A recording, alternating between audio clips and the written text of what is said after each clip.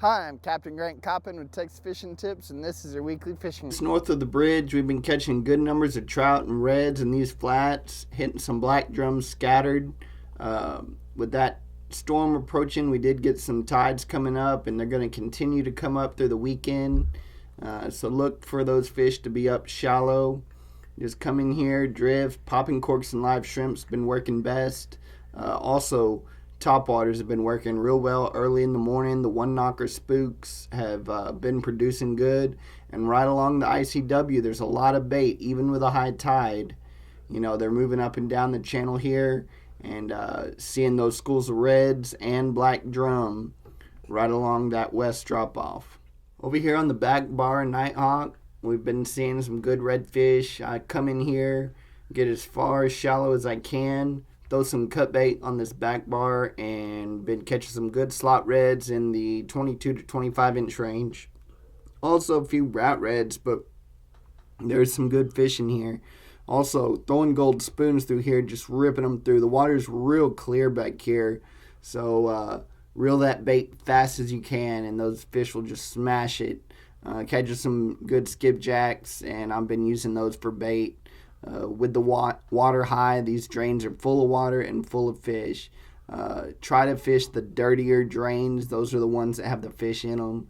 And there's a little too much grass floating in here to throw a topwater, but you can throw those soft plastics on a light jig head, 16th ounce or 8th ounce jig head, and catch plenty of fish in these drains. Some of you bigger boats may not be able to fit in here, but some of y'all will. In the shallower boats, a lot of kayak fishermen coming in here, drifting through these drains. Over here in the Pack Creek Channel, we've been seeing good redfish, good black drum moving through the channel pretty much every day. Finger mullet for the redfish and shrimp for the drum.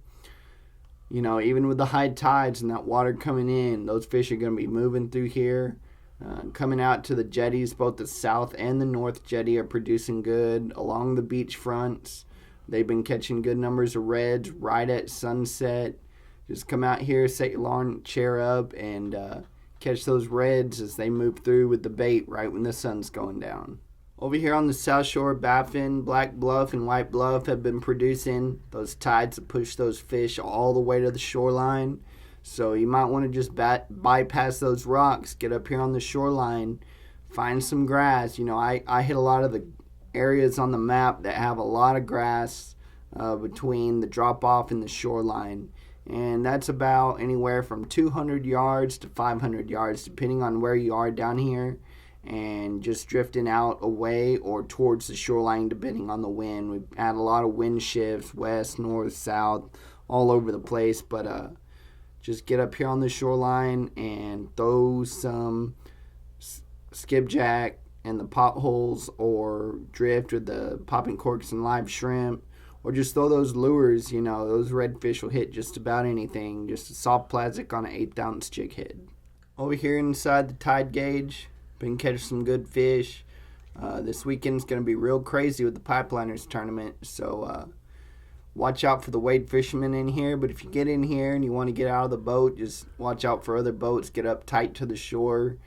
Fish the mouths of these drains. These little lakes will have fish around the mouths. Just throw some plastics in there, gold spoons. You know, it's redfish time, so get in there and work them hard, because these fish are really moving up and down the shoreline, and they're going to be targeting these drains more than just the straightaways. So you'll see a lot of these fish moving into the lake and coming out of the lake right in the mouth of those. I'm Captain Grant Coppin. Thanks for watching.